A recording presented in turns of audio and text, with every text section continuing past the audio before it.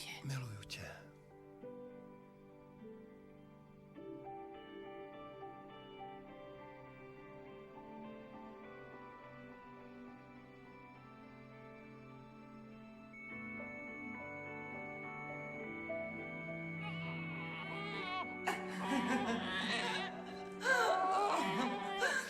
Ahoj, prcku. Ukaž se mi.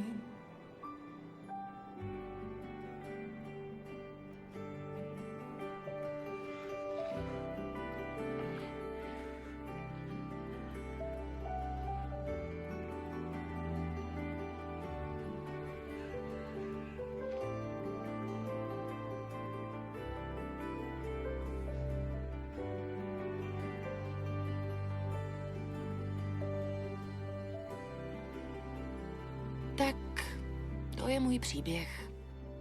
Měla jsem pár úžasných přátel, že ano? A počítám k nim taky své rodiče, které jsem celý život obvinovala ze všeho. Ale pravda je, že jsem měla strach. Bála jsem se věřit a odpouštět. Bála jsem se, že nejsem dost dobrá. Ale byla jsem.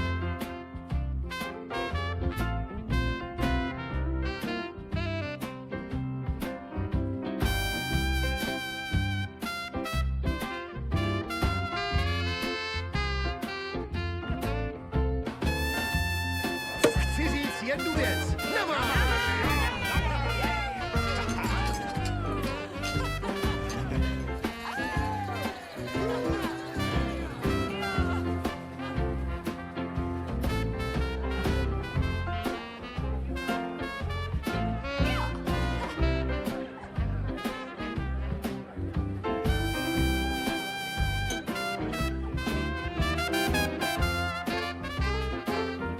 To ti posílá Marty.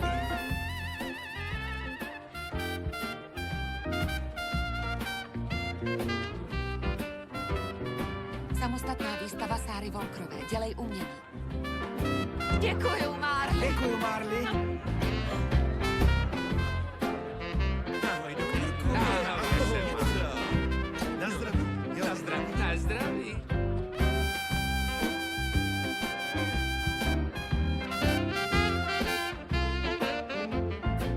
Tak, pojďte se.